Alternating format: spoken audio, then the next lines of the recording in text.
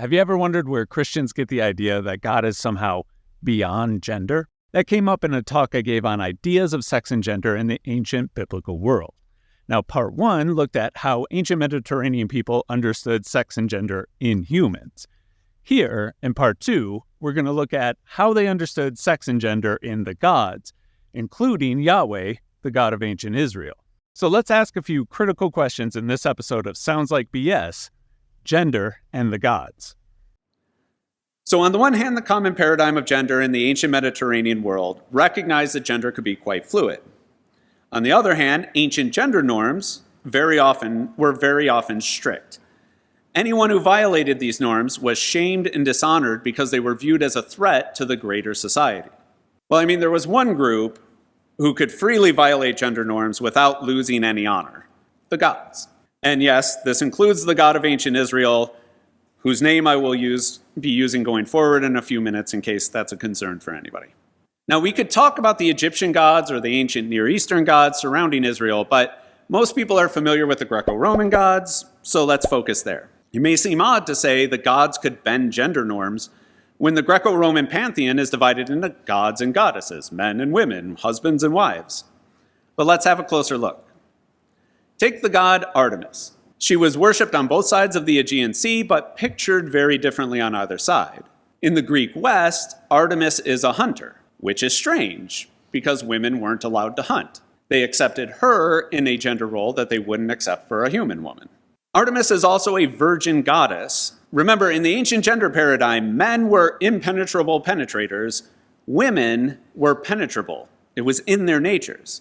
Yet Artemis penetrates with her arrows and, as a virgin, is never penetrated sexually by a man or a god. Across the Aegean, the Ephesian Artemis was depicted as a hyper-feminine queen in long gowns, her statue draped in flowers during festivals. There's some minor disagreement about what the shapes on her chest represent. They could be eggs, but more likely breasts. Either way, she's decked boldly in symbols of feminine fertility. The thing is, both were worshipped as images of the same god. Artemis could be the masculine, unpenetrated hunter and the feminine mother goddess at the same time because she's divine. The human rules of gender don't apply to her. But what about the dudes?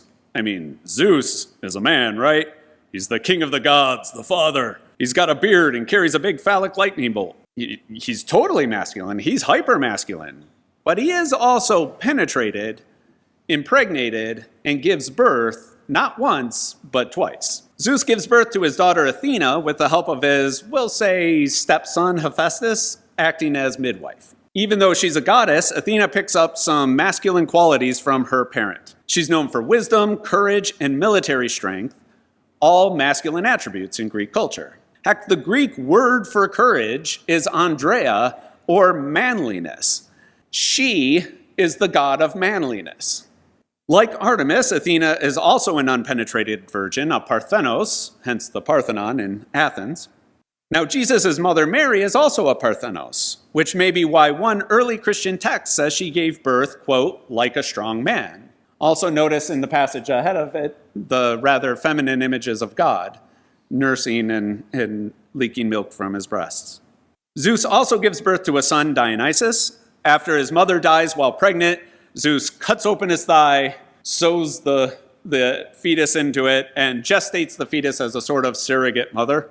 Thighs, by the way, could be a euphemism for genitals, so I'll just place that in front of you and let you stew on it. The cult of Dionysus was led by women priests, which greatly disturbed the Romans as his worship moved into the Republic. They even passed laws limiting how many women priests could be involved or they would start arresting people. Now, Artemis is a goddess and Zeus is a god, but as deities, they're both free to break gender norms without any harm to their honor. And sometimes it's even more difficult to fit the gods into gender binaries. Some gods like Agdistis, Cybele, and Hermaphroditus, the root of our word hermaphrodite, not only broke gender norms, but were genitally intersex. Yet they were still worthy of reverence. In fact, statues of Hermaphroditus, whether body or sensual, were very popular in Rome despite the culture's affection for cis-normativity. Now we need to discuss the main god of the Bible. Just to warn you, I will refer to this god by name. In case you didn't know, God's name in the Hebrew Bible is Yahweh. There are traces of Yahweh as a bodily, corporeal god like Zeus or Artemis, but by and large, by the time the last biblical texts were written, Israelite religion had turned away from depicting God as a big tough guy and more as a pure transcendent divinity. If God is not thought of as bodily, then God can only acquire gender through depictions of God's behavior and identity, mostly through the use of metaphors imposed by biblical writers. Don't get me wrong, Yahweh often takes masculine pronouns, although not always, and especially so from a Trinitarian perspective. And there are definitely masculine images of Yahweh in Bibles, but these are metaphors that point to similarities with aspects of masculine roles. God's not literally a believer's father, but he may be called father because of certain similarities with human fathers, for example, in his role as a creator or in his ability to ensure inheritance.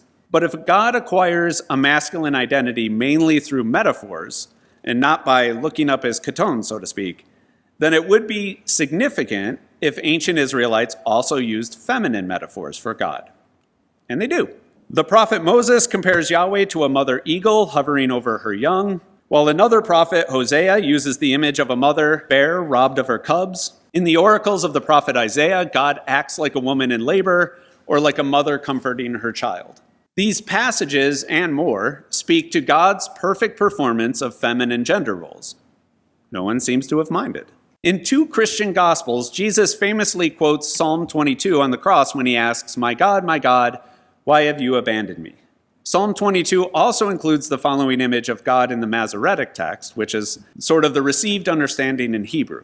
"It was you who took me from the womb. You made me trust my mother's breast. I was placed on you at my birth, and since my mother's womb, you have been my God." Now, we're all used to men delivering babies now, but in ancient Israel, delivering a baby was primarily the role of a midwife. Literally any woman would be preferable to a man in that situation. So the line opens with God playing the feminine role of a midwife, like Hephaestus in Athena's birth story. There's an odd thing, though. Biblical Hebrew has no vowels. The vocalizations were formally added to the text centuries later by the rabbis. Jonathan Parker offers an alternative vocalization that not only works with the text as we have it, it also amplifies the feminine divine imagery. "It was you who took me from the womb. You made me trust the Almighty, my mother. I was placed on you at my birth, and since the womb you have been my mother, my God." Part of this is because the words for breast and Almighty have very similar roots. As Harriet Lutsky points out, the common title El Shaddai, or God Almighty, could also be translated God of the breast. At a minimum, ancient Israelites invoke the image of God as midwife, a feminine role. In the alternative reading, a slight vowel shift would have them collectively addressing God as mother. So the Hebrew Bible contains both masculine and feminine images of God, sometimes paired right alongside each other. In the Song of Moses, the prophet sings about Israel's treatment of Yahweh. "You neglected the rock who fathered you and forgot the God who gave birth to you." The song features a distinctly androgynous image of God as both mother and father, and again, no one cared. One last example. Earlier, we considered the first creation story in Genesis. If we focus on God here instead, then if both male and female are created in God's image, God incorporates both male and female. God is both. So why is it okay, in general, for divine beings to be androgynous? Ancient cultures recognized gender fluidity more than modern binary culture does, but that doesn't mean that people who broke gender norms were well liked. They weren't. Yet the gods violate all these gender norms without any damage to their honor because they weren't perceived as a threat the way non-conforming humans were. They're above gender, beyond it.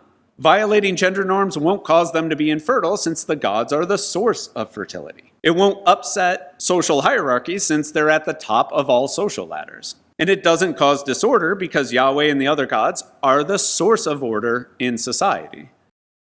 So ancient people accepted gender bending among the gods in ways they wouldn't accept with humans. In part 3, we'll look at ways that early Christians subverted Greco-Roman gender norms and how it contributed to some of the negative attitudes from their Greco-Roman neighbors. Well, I hope you enjoyed this discussion of gender and the gods in the first century, and join me for part 3 on early Christian gender subversion.